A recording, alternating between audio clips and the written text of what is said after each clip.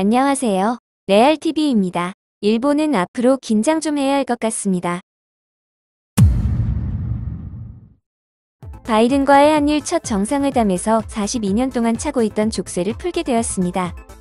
1979년 당시 한국은 북한과의 관계로 미국의 통제 아래 미사일을 반입 가능하다 는 조건으로 미국으로부터 미사일 기술을 이전받았지만 이는 지금까지 오히려 우리의 발목을 잡는 족쇄가 되고 있었습니다.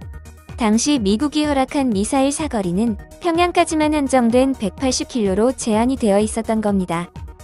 하지만 김대중 정부 시절 처음으로 미사일 지침 1차 개정이 이루어져 최대 사거리 300km, 탄두 중량 500kg의 성과를 얻어냈습니다. 그 후 작년 7월까지 3차례의 개정이 더 이루어져 4차 개정에서 우주 발사체에 대한 고체 연료의 사용 제한이 완전히 철폐되었고 독자적 정찰 위성과 위치 측정 위성 등의 발사, 민간 우주 개발을 활성화할 수 있게 되었습니다. 하지만 실질적으로 한국을 위협하는 것은 북한뿐 아니라 중국과 전쟁 가능국을 꿈꾸는 일본이었는데요. 이번 개정으로 인해 한국군은 공식적으로 사거리 2000에서 3000km 이상의 탄도미사일과 ICBM이라 불리는 대륙간 탄도미사일도 개발할 수 있게 되었으며 이럴 경우 사거리는 무려 5500km에 달하게 됩니다.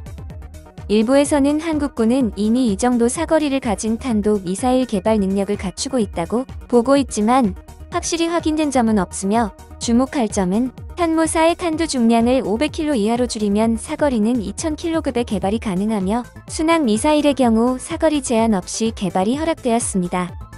이번 개정으로 한국을 중심으로 중국은 물론 러시아까지 타격이 가능한 미사일 개발이 가능하게 되어 한국과 미국은 명분과 실리를 다 세울 수 있게 되었습니다. 42년 만에 우리의 오랜 수건 사업이 이루어진 것입니다. 하지만 풀어야 할 숙제는 늘어나게 되었는데요.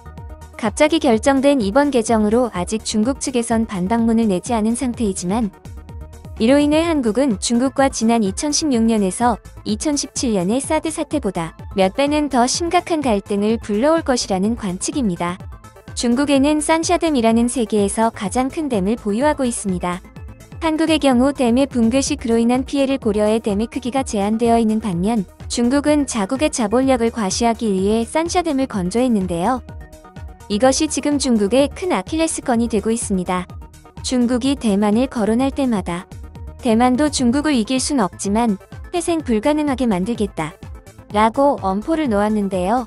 대만이 이렇게 큰 소리를 낼 수 있는 이유가 바로 중국의 산샤댐 때문입니다.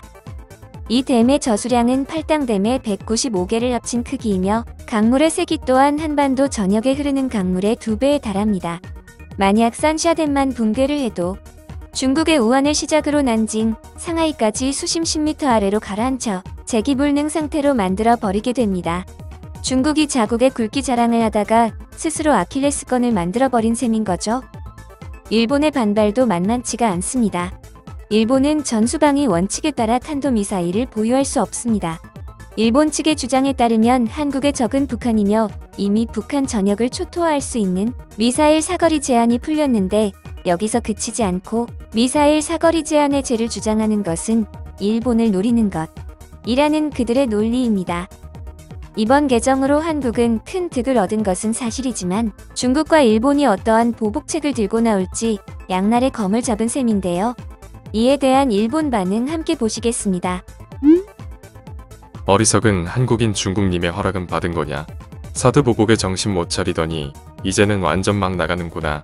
그들은 어디까지 바보인 걸까? 그들의 뇌구조가 의심스럽다. 지금이라도 후쿠시마 오염수 방출 문제를 철회해야 하는 거 아닐까?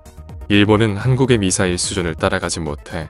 만약 우리가 조금이라도 한국의 마음에 안 드는 행동을 하면 하늘에서 무엇이 떨어질지 상상이 돼. 이건 누가 봐도 일본을 겨냥한 개정으로 밖에는 안 보이는데 화력은 북한을 뛰어넘은 지 10년이나 넘었고 서드 가입도 안 하고 중국과 아직 중립적인 태도를 보이고 있다는 것은 결국 일본을 겨냥했다는 말이잖아. 한국 포방부가 한 단계 더 레벨업했네. 이로써 일본 전 지역에 한국산 미사일비를 내리게 할 수 있게 되었어. 이대로 괜찮은 거야? 미국이 왜 한국에 이런 혜택을 주는 거지? 미국과의 우호도는 한국보다 일본이 월등히 높을 텐데 개소리들 작작해라. 일본도 마음만 먹으면 언제든지 고성능 미사일을 만들어서 서울 한복판에 박아버릴 수 있거든. 일본은 전수방위 원칙 때문에 장거리 타격 수단이 없어. 결국 배 타고 한국까지 가서 전쟁하지 않는 이상 일본은 한국을 공격할 수 없다는 거야. 일본의 미사일만 쏜다고 전쟁에서 이길 거로 생각하는 거야. 결국 육군이 상륙하지 않는 이상은 불가능해. 하지만 일본의 해상저위대는 세계적인 수준이기 때문에 한국군이 일본 땅을 밟는 일은 절대 일어날 수 없어.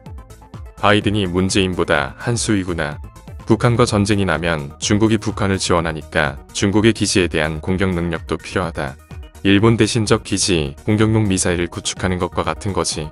한국은 미국 본토를 지키기 위한 방패 역할일 뿐이야. 한국의 어리석음과 외교적 패배야.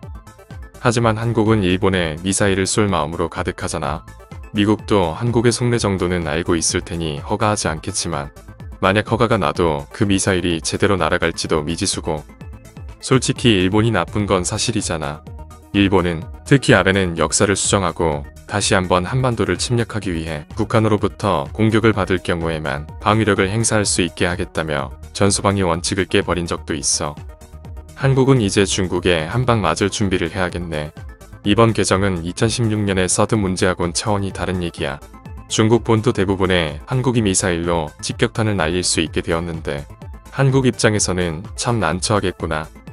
뭐 일본을 고려해서 만드는 것이야 당연한 일이겠지만 좀 숨길 생각이라도 하라고. 어차피 그랬다간 국민이 납득하지 않을 테니 실행할 수는 없겠지만 만약에 문제이지만 통일은 아니더라도 중국을 등에 업고 있는 북한과 한국이 손을 잡는 일이 생긴다면 한국뿐 아니라 중국과 북한까지 신경 써야 하는 문제가 생겨. 그냥 넘어갈 문제가 아니에요. 한국의 소원은 일본의 핵미사일을 쏘는 것이다. 한국이 이렇게까지 하는 이유를 전 세계 사람들이 알아야 하는데 차라리 잘된 일이야. 이번 일로 일본에도 미사일을 배치하기 쉬워지겠군. 한국과 일본을 경쟁시키고 결론적으로 중국을 견제하겠다는 거잖아. 중국의 거센 반발이 어떻게 나올지 벌써부터 기대되는데 뭐가 일본을 겨냥한다는 거야. 일본의 미군이 주둔하고 있는 이상 한국은 일본의 미사일을 쏠 수 없어. 중국을 노리는 것이라고 보는 게 맞아. 아마 중국의 보복이 엄청나겠지. 맞는 말이야. 일본을 겨냥했다는 건 억측이고 중국을 노리는 거야. 하지만 한국의 개발 허가를 한다는 건 기술 이전을 한다고도 말할 수 있어. 미국은 INF에서 금지된 중거리탄도 미사일을 개발하고 있어. 장거리는 격추되기 쉽고 단거리는 상대편의 공격을 받을 수 있기 때문. 그럼 결국 설치 장소는 일본이 되겠지. 일본은 미국이 주는 미사일을 배치하기만 하면 돼. 한국의 단순한 한국 만세를 꿈꾸는 기사에 불과하니까 진지하게 논의할 가치도 없어. 그냥 재밌는 기사거리네. 일본은 서울에서 마하 0.8의 속도로 날아오는 미사일에 대한 대응 체계가 아무것도 없어. 결국 2시간 후에는 불지옥만 남습니다. 수백 킬로를 넘는 미사일은 실제로 핵탄두를 싣지 않으면 가성비가 완전히 떨어져. 100발을 쏴서 100명 사망과 같은 수준이야. 뭐 원래 북핵을 고려한 것이니까 북진의 가능성이 더 커질 뿐. 한국은 왜 공격할 생각만 할까? 방어할 생각은 그들 머릿속에 없는 거야. 일본을 너무 만만하게 보는 것 같은데 이걸로 중국은 대만 공격을 늦출 수 없게 되었네. 전장 또한 한반도를 피할 수 없는 이중전선. 가드나에 오늘 아침 프랑스 정부 전용기가 왔다고 하니 이제 머지않았을 수도. 어차피 또 거짓 기사이겠지. 백신과 올림픽에서 눈길을 돌리기 위한 것일 뿐.